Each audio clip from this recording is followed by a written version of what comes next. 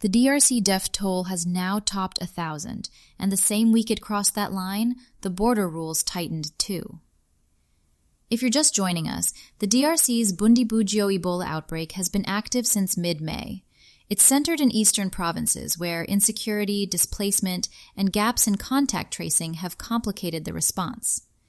Africa CDC is watching contact identification and monitoring as the key signal for containment, while health teams work in communities where access can change fast.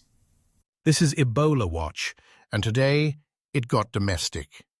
14 Americans, a military base in New York, and 2 U.S. health authorities openly disagreeing about Uganda. Stick around for that one. If DRC Bundibugyo Ebola outbreak matters to you, hit follow. We'll be back on it soon. Prosper Harry Ngorora, Chinedu Asadu, writing in Newser. More than 1,000 people have died in the Ebola outbreak in Congo, according to Africa's top health body. A grim toll in the fastest Ebola outbreak in history, as conflict, community resistance, and an uneven response fuel its spread.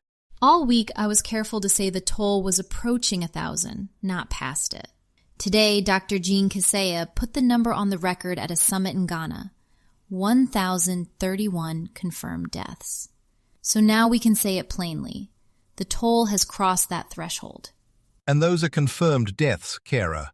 1,031 out of 2,473 recorded cases as of Monday, with 737 people still in isolation or hospitalized. The outbreak's still climbing. It is. The tracing gaps we've been following haven't closed. The toll passed 1,000 while containment stayed a step behind. And Kaseya said why. They are dying because we don't have vaccines, we don't have medicine, we don't have funding. Right. And this is the Bundibugyo strain, declared May 15. There's still no approved vaccine or treatment for it. So the toolkit is isolation and tracing, in the fastest Ebola outbreak anyone's ever recorded. Fastest on record. Faster than the 2013 to 2016 outbreak. That's the detail that should stick with people. 1,000 deaths didn't creep up. They came early. Reuters with Jacob Bogage and Yasmin Abutaleb. U.S. health officials quarantined 14 American citizens at a New York military base for 4 days after a recent return from the Democratic Republic of Congo, where an Ebola outbreak is underway, according to records seen by Reuters and 2 people familiar with the situation. 14 American citizens were held for 4 days at a military base in New York. This is the question people have been circling all week. Am I personally at risk? Here's what the answer looked like on U.S. soil. And here's the caveat in the Reuters report. Those travelers weren't symptomatic and were deemed not at risk of transmitting. So officials acted on a standard well beyond confirmed exposure. Right, and they ended up on a base because they came back through Canada. There's a do-not-board order for commercial flights out of Congo, plus a 21-day quarantine. But over land, there's no such rule. Which is why Reuters calls the policy unprecedented and uneven. A military base for one group, self-monitoring at home for others. That procedure tells you Washington hasn't settled internally on how much risk it thinks there is. And that's the tension worth sitting with. Publicly, not at risk.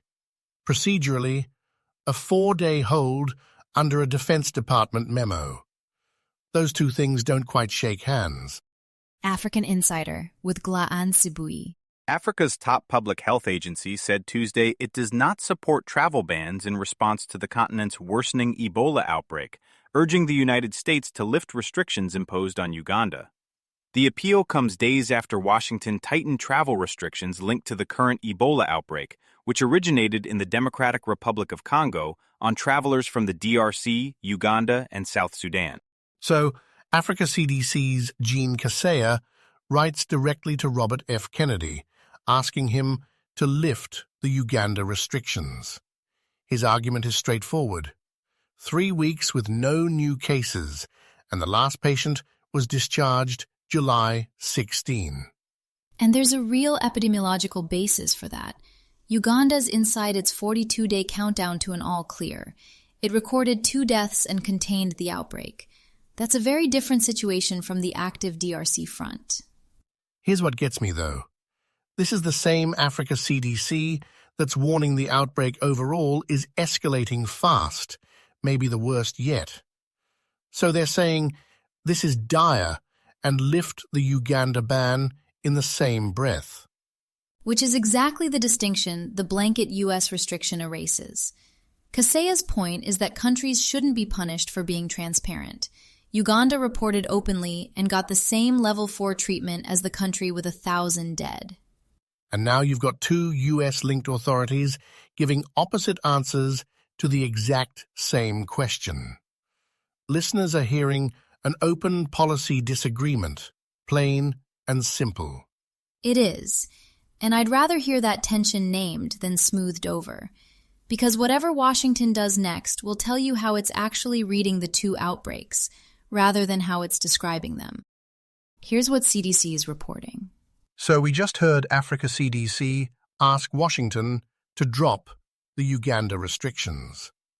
I'm looking at the CDC traveler page itself, and Uganda is still right there. DRC, South Sudan, Uganda, entry restricted. On the same afternoon, 2 public health authorities reached opposite conclusions about the same country. That deserves more than a footnote. Say it out loud. And look at how this is calibrated. DRC is at level 3. Reconsider non-essential travel. The active outbreak isn't even at the top of their own scale, yet the entry restriction sweeps in all 3 countries the same way. For travelers, the concrete part is the 21 days. If you are in any of the 3 countries, you follow after-travel monitoring for 3 weeks after you leave. That's the rule that actually affects an itinerary. 21 days matches the incubation window, which gives the rule a clear epidemiological basis. They're responding to possible exposure rather than waiting for a confirmed case. Here's Africa Business Insight.